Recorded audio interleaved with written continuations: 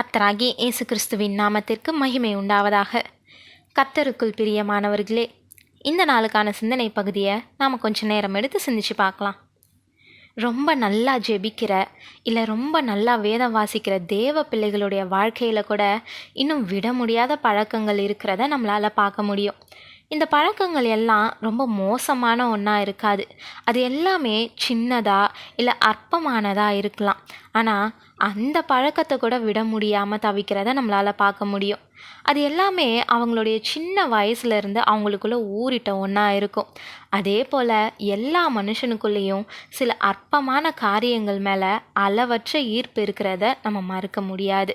இதுக்கு காரணம் நம்மளுடைய சுபாவம், நம்ம வளரக்கூடிய விதம், பழக்கம் வழக்கம்னு ஒரு சில காரணங்களை நம்ம சொல்லலாம்.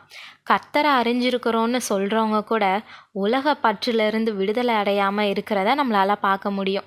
அதெல்லாம் அத்தியாவசியம்தானேன்னு நம்ம நினச்சிட்டோன்னா அது ஆபத்தில் முடியுன்றதையும் நாம் தெரிஞ்சிருக்கணும். அற்பமான உலக பொருளுக்காக தேவனையும் அவருடைய கிருபையையும் உதறி தள்ளுறவங்க இன்றைக்கி அதிகமாயிட்டே இருக்கிறாங்க.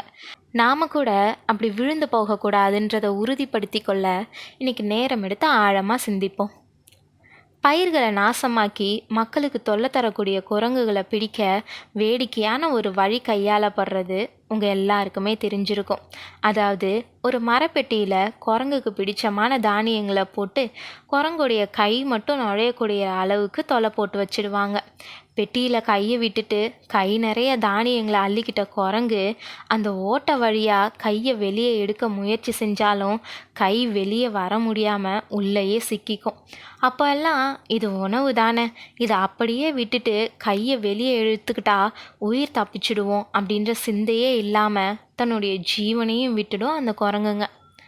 ஆம் பிரியமானவர்களே, இப்படி சொற்ப உணவுக்காக உயிரையே விட்டுடுற குரங்க போல நாமளும் விட்டுட முடியாமல் கெட்டியாக பிடிச்சிட்டு இருக்கக்கூடிய சில உலக பொருளுக்காகவும் நம்ம முக்கியமாக கருதக்கூடிய அத்தியாவசியம் இல்லாத விஷயங்களுக்காகவும் நம்மளுடைய ஆத்மாவை நஷ்டப்படுத்திக்கிட்டு இருக்கிறோம்.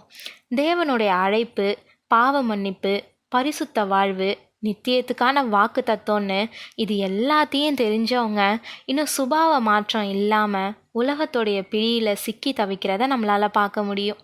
கர்த்தரை அறிகிற அறிவுக்காக எதையும் விட்டு கொடுக்கறத குறிக்கோளாக கொண்டுராமல் இந்த உலகத்தில் ரொம்ப அத்தியாவசியம் போல் தோற்றமளிக்கக்கூடிய காரியங்களில் பற்றுக்கொள்ள மயங்கி கிடக்கிறவங்க ஏராளம் பேர். உலக வாழ்க்கையில் நம்மளுடைய வாழ்க்கைக்கு பணம், படிப்பு, பதவி, பந்தங்கள் இது எல்லாமே தேவைதான். ஆனால் அது எல்லாத்தையும் பிடிச்சிக்கிட்டு பரமதேசத்தை தவற விட்டு விடக்கூடாது இல்லையா?